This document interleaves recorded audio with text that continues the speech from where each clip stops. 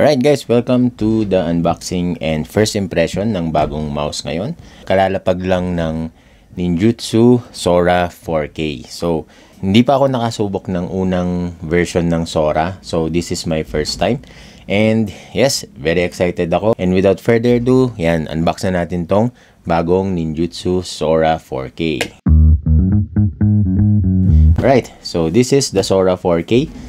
Yan, blue na box, no? Medyo may pagkahawig sa Pulsar mouse, no? Blue and white. But yeah, this one, very simple.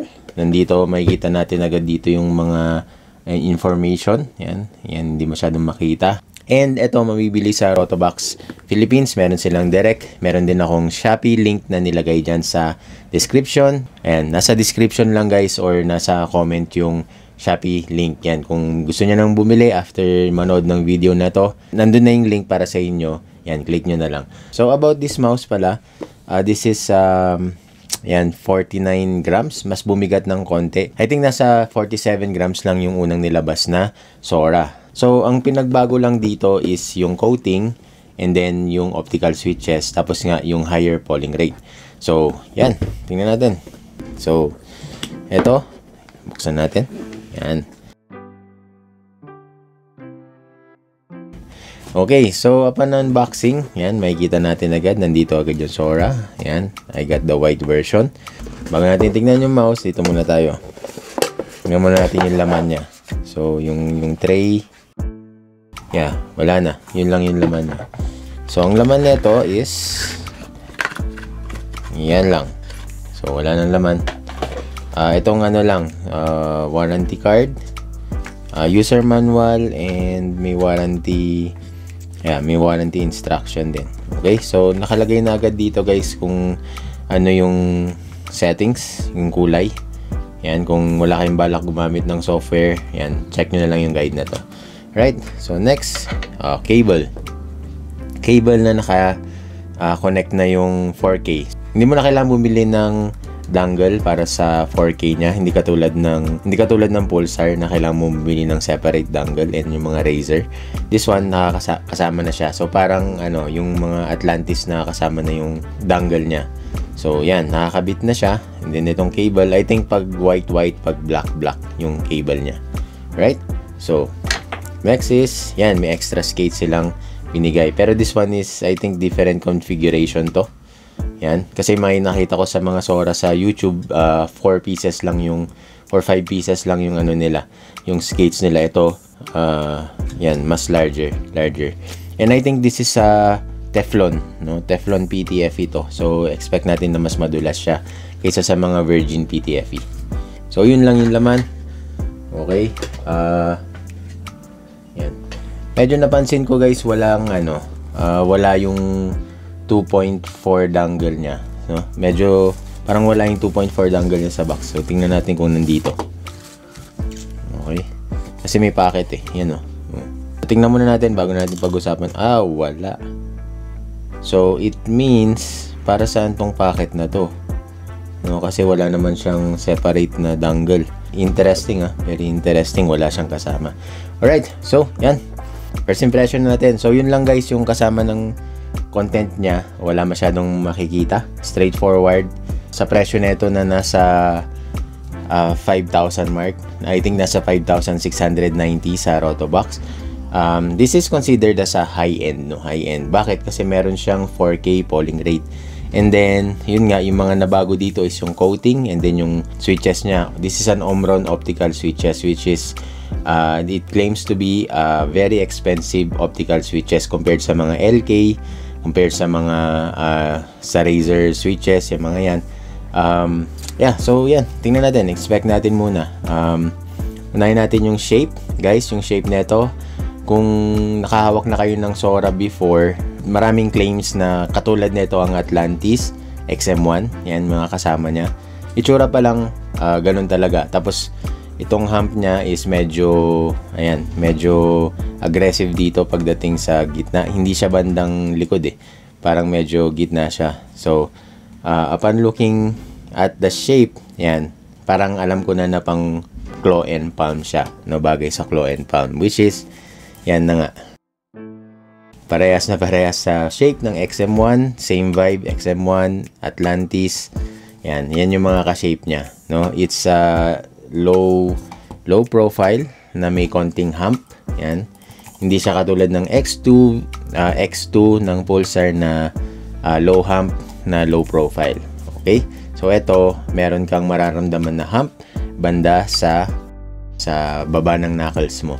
No, doon mo siya mararamdaman, no, hindi sa center, hindi sa gitna. So banda dito mo banda mararamdaman. Okay? And then malapad siya. Ang width niya is 59.8. Yan, 59.8 mm, no. Ano siya, talagang malapad siya. Same vibe ng X2. Yan, napapansin ko na yung clicks. Yes, sobrang ganda. Sobrang ganda ng clicks nito compared sa X2 V2, sa OP1. Yep, malayo. Tunog pa lang, feel pa lang, sobrang ganda nito. Ganda ng click niya, very satisfying. Ito, kung naririnig niyo. Yan. Yan ang tunog ng ng primary switches niya. Okay, so sobrang ayos And then next is try natin yung coating niya. So sorry, inuna ko na yung kasi mas excited ako sa sa switches niya kaysa sa coating. Yung coating niya, maganda, premium. Awig sa X2 lang din. I don't know kung may difference siya sa black, pero most likely besides sa color, yan yung texture niya baka the same lang din. And then maganda. Yan, maganda, it's a matte na medyo madulas ng konti sa mga dry hand, pero hindi yung sobrang dulas, no? May pa rin, may kapit pa rin siya.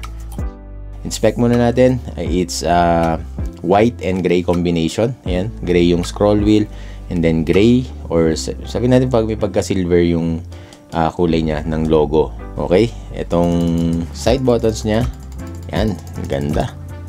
Parang mararamdam, very snappy and very poppy. Yan.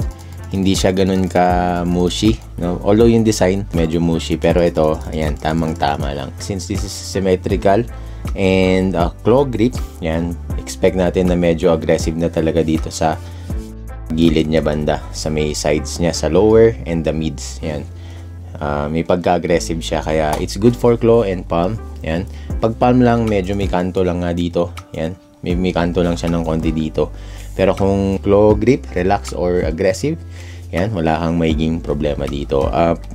Sa fingertip, alam niyo naman ako, gusto ko ng fingertip kapag mas manipis yung width niya. Okay? Kapag manipis ang width nito, dun ko gustong mag-fingertip, dun ako comfortable, dun ako masaya mag-fingertip grip. Pag ganitong mga malalapad, hindi ko masyadong na-enjoy yung fingertip grip kasi nga malapad siya. So mas enjoy kong claw sa mga ganitong klaseng mouse. And yung ilalim, ito siya. Yan, so makikita natin. Yan, ito yung sinasabi ko na 4 pieces.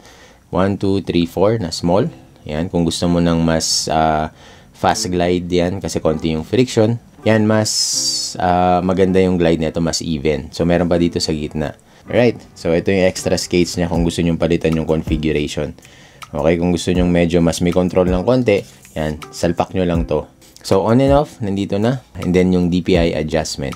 Hindi ko pa nakikita yung manual, baka may mga shortcut din doon or mga para sa mga functions niya. Dito nyo rin makikita yung charging indicator, battery, DPI, etc. Right, so dun tayo sa pre-travel. Yan. Oh, nice. Halos walang pre-travel, grabe. Post, given naman sa lahat naman meron. And then, may konting side play yung shells niya. Okay, may konti lang naman. Okay, last, yung scroll wheel. Okay, yan. Ito yung tunog ng scroll wheel niya. Wala akong nararamdaman na roughness. Yan. Pero yung tunog niya may pagka-hollow. May pagka-hollow. Iba pa rin yung encoder ng Pulsar, yung Pulsar Blue. Ayun yung pinakamagandang encoder sa lahat ng mouse na testing ko. Yun. Number 1 yun. Ayos din to. Yung tunog lang. Medyo hollow. Pero maganda. Wala siyang parang magaspang. No? Walang magaspang na feel. Yung middle. Yan. M3. Ayos na ayos. Goods na goods. Medyo mabigat. Pero ganun naman dapat para hindi prone sa accident clicks. No? Pag ini-scroll. Okay? So, yan. Alright. So guys, yun lang. I'll be doing a testing for the whole week bago ko ilabas yung review nito, and ganun din sa OP1W. Ito tapos ko nang matest. Yan, itong OP1W ng Endgame Gear. Yan. Ang shape nito is according sa mga kaibigan ko na mga mouse enthusiast, NP01S ang ka-shape nito. Okay, maliit. Yan, this is considered a small mouse, pero pag nahawakan nyo siya, yan, kung large kayo, hindi nyo mapagkakamalang small mouse to, no? Maganda yung shape nito guys, maganda. So yun lang guys, ito yung unboxing and first impression ko sa Ninjutsu Sora. Kung may nakalimutan pa akong sabihin, idadagdag ko na lang yun sa review ng mouse na to. Alright, so this is a high-end mouse guys. Nasa 5,000 to 6,000 mark na ang price nito. Okay? So mas mura sa atin kasi yung sa US or sa ibang bansa, $120 ang inaabot ng presyo nito. So sa atin mas mura, it's only 5,690. Yan. Compared dun sa SRP sa iba. Yun lang guys. Subscribe, like, and share, and comment if may katanungan kayo. Links are all provided. So I'll see you on the official review netong Sora 4K dyan sa Kuya Vic Tech Reviews. So yun lang guys. Happy weekends. See you on the next one. Bye bye.